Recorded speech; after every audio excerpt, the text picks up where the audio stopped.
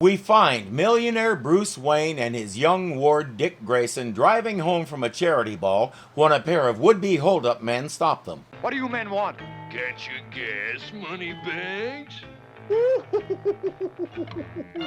You will not succeed this time, my fine feathered finks. You're correct, that's the Penguin. No, I don't know how he's standing like that in a tree. He beats these two up with his umbrella. They're finished! Thanks to the Penguin. But I don't get it. Since when did you start catching crooks? Mr. Wayne, I am a reformed man, making amends for past misdeeds. And what better way to do it than by aiding the doves of law against the hawks of crime? In the days to come, he's as good as his word. He's putting away more bad guys than the dynamic duo are. Isn't that those same two guys? Well, what do you think now, Batman? Somehow, I'm still not convinced. But if the Penguin's pulling a hoax, what's he really up to? The answer lies in the Penguin's secret nest outside Gotham City. Balderdash, there is no such place as outside Gotham City. All those captured cons are working for you? Precisely. And each is carrying a tiny chicken feather, like this one. Once inside Gotham Pen, they will spring some of the world's greatest criminals. He assumes those criminals will then join forces with him and he'll lead them. I can think of a few prominent names that might have problems with that last part. Time to move! The Penguin's feather. Yeah, he said to snap off the point and jam it in a lock. The genetically engineered chickens that produced those feathers didn't last long. Every time one of them bumped into something and damaged a feather, they, You were right. Those thugs all have one thing in common. Right. They're all jailbreak specialists. So that's the Penguin's game. What's his game? All you know is he put those guys in the pen so they could break out again. Strange game. Hold it! Look up ahead! The Batmobile! Work fast, Robin. I didn't see a single super criminal in that bunch, so maybe they forgot that part of their instructions. Batman lets one guy get away.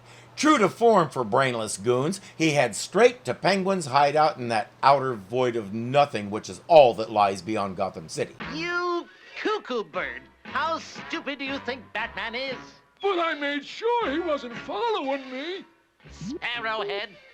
Who do you think planted this radar transmitter on you? Dude, you're assuming he can even pronounce radar transmitter. Batman and Robin are in the Batplane. I do like the look of it.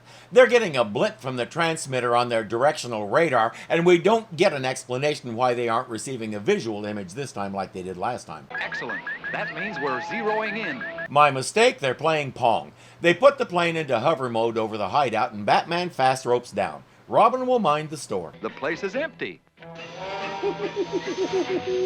You stepped right into my trap, Batman! Holy tight spot! The Penguin's nest! It's closing! The strands. Solid steel. Can't budge them. And apparently they're alive. Somehow they're wrapping themselves around Batman and squeezing him. It's up to Robin. Blast strands with afterburners. Hurry. Move back! Here I come! What's the boy wonder up to? What he's doing is demonstrating their latest invention, a jet that can hover in one place while an ultra-badillion pounds of thrust are pushing against it. Physics? He's Batman. He don't need no stinking physics. The cross strands, they're melting! That's the bad news. The good news is, so is Batman. He's out and back in the Batplane. Now for the Penguin and his flying umbrella. Got to aim this batarang just right. A steel cable! Let go! Release me! This instant! We'll have to find the Penguin a new nest to feather. Yeah, one with bars on it.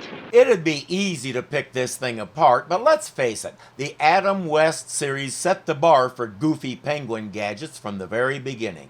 There's nothing here that we might not have seen there if the construction team could build it. At least in the Adam West canon, the Penguin is known for this kind of thing. What about the voice? I personally am not crazy about it, and it's been difficult trying to find out who did it. The Wikipedia page for the Batman Superman Hour says it was Ted Knight, but it also says he did the Riddler. The Riddler never appeared in this series because of copyright issues or something like that, so whoever wrote that was talking through their hat. Plus, Ted Knight was our narrator. If he could do that voice and this one, he was way more versatile than anybody ever gave him credit for. I'm open to information, but it's got to be backed up by good sources. We can narrow it down a bit. It should be one of these people.